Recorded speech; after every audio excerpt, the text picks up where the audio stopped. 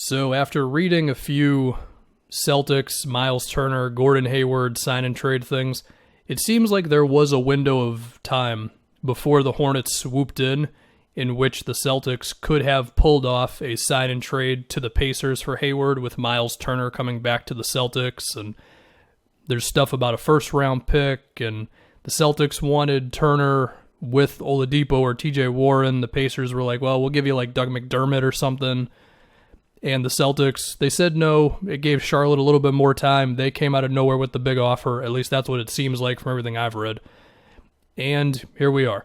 Did the Celtics make a big mistake by essentially passing on Myles Turner and saying to themselves, no, we'd rather just have that money come off the books and sign Jeff Teague, sign Tristan Thompson, and we're good with that, as opposed to taking on Myles Turner's $18 million annually for the next 3 seasons.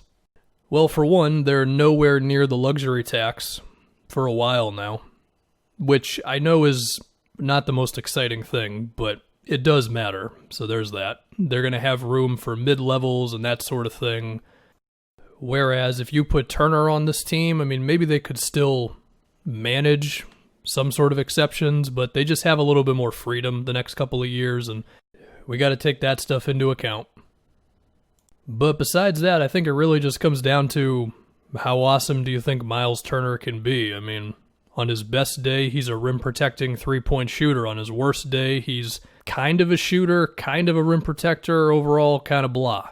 Now, you can say, well, he just made progress on his three-point shooting. That's true. 2 years ago, I was talking about the guy as a maybe outside candidate for Defensive Player of the Year. He definitely deserved an all-defense appearance, but unfortunately only 2 centers make it. And some people would look at him as the guy who could really beef up the Celtics' inside presence, which was a big problem against Bam. Let me give you some matchup numbers. Against Myles Turner, Joel Embiid in his career in 10 games has averaged 28 points on 50% shooting, as well as 10 free throw attempts a game. And these kind of go along with each other. Myles Turner also averages 4.5 fouls a game in under 25 minutes a game against Embiid. Now, it's not like every single second that Turner is in the game with Embiid means he's guarding him or whatever, but I think it means something. I mean, you look at Embiid's 41 points against the Pacers in the bubble, and there's a few times where Embiid is overpowering Turner on the boards, he's getting by him on a post-up, or he's just kind of operating as if Turner isn't really there. And I think it's safe to assume the Celtics are going to run into Philly over the next few years in the playoffs. And it's like, do I want to give a guy $20 million annually if he can't slow down Embiid? I mean, am I saying Tristan Thompson can? No, but at least they're paying him $9 million for only 2 seasons. Now, if you look at Bam's numbers versus Turner, they're not as drastic as Embiid's are, but call me crazy, I don't totally trust Myles Turner to be able to defend Bam like that long term. I mean, with how versatile Bam is with his ball handling and how smart he is with the way he uses like fake handoff plays to get the big off balance a little bit and then drives to the basket. I just don't know if Turner can keep up with that sort of stuff. I don't think he's quick enough to deal with that. Now, feel free to disagree if you think Myles Turner can be the Bam stopper moving forward, but I just don't think he can be. I'm not saying that Myles Turner is not a good player, but again, when I think about that guy and why I don't think he can really slow down Embiid or Bam in the playoffs, I think, do you want to give that guy $18 million a year? I mean, I understand maybe Stevens could bring something out of him more as a shooter and all that, and he could stretch out the Celtics offense some, and there's definitely value in that, certainly. But if he's just going to be getting cooked by Embiid and Bam once we get to the playoffs, then is it really worth it? Now, there is another part of this, though, which is maybe the Celtics could have then flipped Myles Turner to someone else.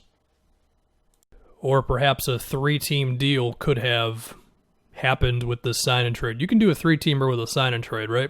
I'm assuming you can. So what would have been a team? I mean, it's tough to think about now because moves have been made, but let's say the Celtics make the move, and then let's say the Pelicans want Myles Turner, and Steven Adams ends up somewhere else. Maybe you could have got something good from the Pelicans, I don't know. I mean, you can go as crazy as you want to about potential things that could have happened if the Celtics had made this move and then decided on moving Myles Turner. If they would have ended up with Doug McDermott or a first-round pick, then that would have been good as well. Would have given them extra ammo. I think McDermott could have given them minutes. But to me, after thinking about it, I really don't think it's that big of a deal that they didn't lock themselves into Myles Turner for 3 years. Now, would it have been cool if they would have got something for Hayward? Yeah, but I feel like the getting Myles Turner thing, it's kind of like you're really excited about it until you actually see it, and it's like, well, we're paying this guy $20 million, and are we that much better? Maybe. Unless Myles finally has that breakout season that was supposed to come for the last 3 years. So that's where I fall on the whole Celtics could have gotten Myles Turner thing. I think another thing to talk about, though, is what this says for the Pacers. Because I feel like we got some interesting details throughout all this stuff. Number one, they were not willing to give up Oladipo, which I think is a good move, because at this point, his market is so low, you might as well just keep him and see what you got with him. They were not willing to give up TJ Warren at all. It's fine. It's a good move. It's solid. And the obvious thing here, they were willing to give up Myles Turner, which I think shows the direction that they want to go in as a basketball team. And I feel like this was already kind of suggested with the new coach, but now it's really a thing, which is they want to put 4 perimeter players around Domantas Sabonis. I mean, based on this trade offer to the Celtics, their idea for the Pacers is Brogdon, Oladipo, TJ Warren, would have been Gordon Hayward, and then Sabonis. So the spacing would be better. There would be a whole lot more three-pointers attempted, which has been the real thing with the Pacers. They have not updated to the modern style kind of at all. They're constantly towards the bottom of the league in three-point attempts. And I mean, you don't have to be number one, but I think it's not exactly a coincidence that the team that this previous season was 19th in offensive rating and the year before that was 18th has also been among the least willing to attempt threes in the league. I hope that was proper English. So we'll see if the Pacers end up looking to move Turner in some other sort of way and create that ideal team. Or maybe they just thought Hayward was that good. Maybe they wouldn't be willing to do that for some other sort of player. I don't know. Does it also suggest that we could be seeing more lineups where there's 4 perimeter guys out there and just Sabonis or just Turner?